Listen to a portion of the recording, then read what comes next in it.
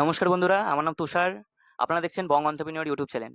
আজ আমি আবার চলে এলাম তোমাদের কাছে নতুন আরেকটি ভিডিও নিয়ে।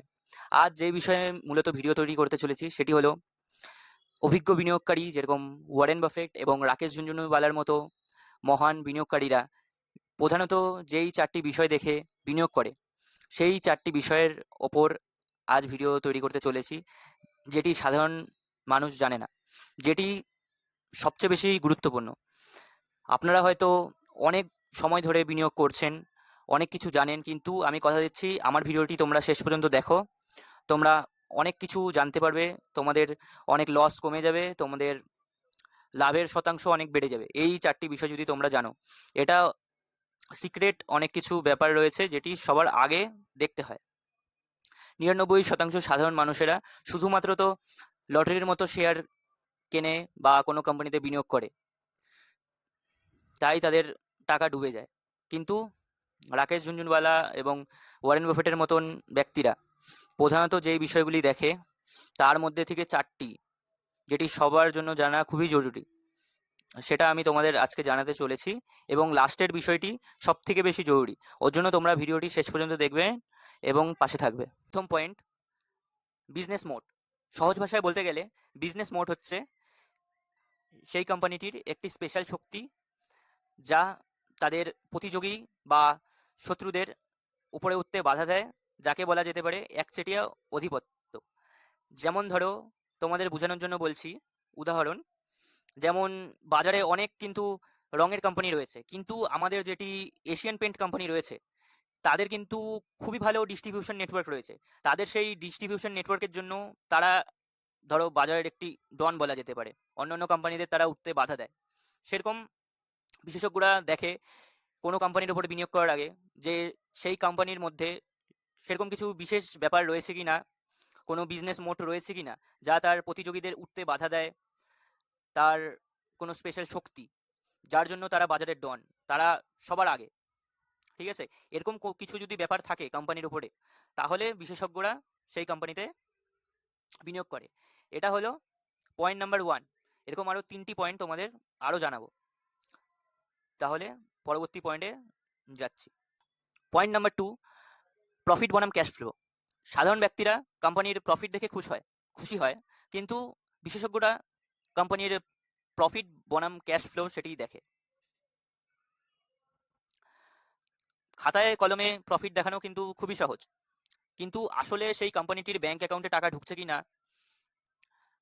তারা ধারে যদি মাল বিক্রি করে সেই কোম্পানি, তাদের খাতায় তো 1 কোটি টাকা ক্যাশ দেখায় দেওয়া খুবই সহজ, কিন্তু তাদের ব্যাংক অ্যাকাউন্টে যদি সেই 1 কোটি টাকা না থাকে, তাহলে তাদের ব্যবসা করতে অনেক অসুবিধা হবে। তারা খাদের কিনারায় দাঁড়িয়ে ব্যবসা করছে এমন একটা বিষয় হয়ে যাবে। তার জন্য বিশেষজ্ঞরা সবসময় দেখে এমন কোম্পানি, যেই কোম্পানির ক্যাশ ফ্লো খুবই ভালো, তারা আর্থিক সমস্যায় পড়বে না, তারা বেশি বাকিতে ব্যবসা করে না, তাদের প্রফিট থাকে এবং আসলেই তাদের ব্যাংকে সেই প্রফিটটা ঢুকে। তারা প্রফিট বনাম ক্যাশ ফ্লোটি দেখে। পয়েন্ট নাম্বার থ্রি, ম্যানেজমেন্টের সততা।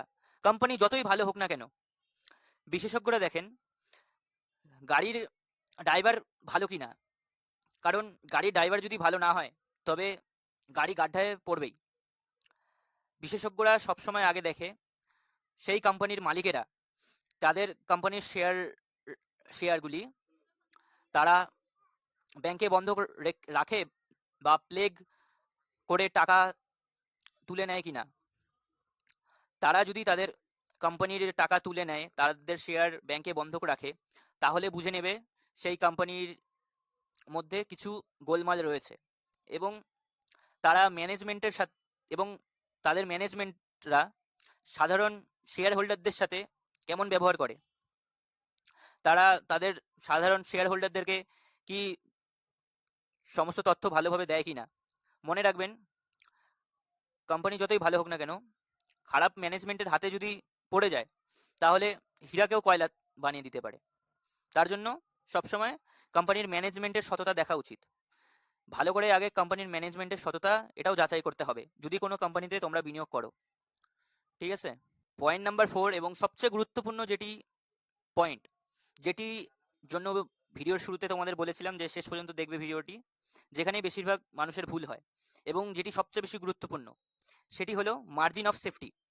ধরুন কোনো সোনার বিস্কুট, খাঁটি সোনার বিস্কুট কিন্তু, হ্যাঁ, উদাহরণ দিচ্ছি, ধরুন একটি খাঁটি সোনার বিস্কুট যতই ভালো হোক না কেন, যদি এখন তার বাজারের মূল্যের থেকে বেশি মূল্যে বিক্রি হচ্ছে, তাহলে অবশ্যই আপনি কিনবেন না।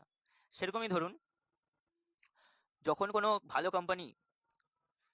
ভালো কোম্পানি বিশেষজ্ঞরা দেখে যে এখন সঠিক দামে পাওয়া যাচ্ছে, বা তার যেটি মূল্য থাকার কথা তার থেকে একটু কমে এখন পাওয়া যাচ্ছে, তখনই তারা কিনে।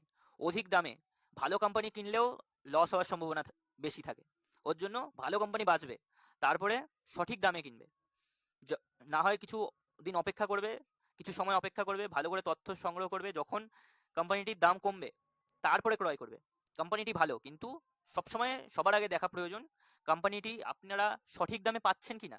কোম্পানির শেয়ারটি আপনারা যদি সঠিক দামে কিনতে পারেন, তাহলেই সঠিক দামে বেচতে পারবেন এবং তাহলেই আপনারা প্রফিট করতে পারবেন।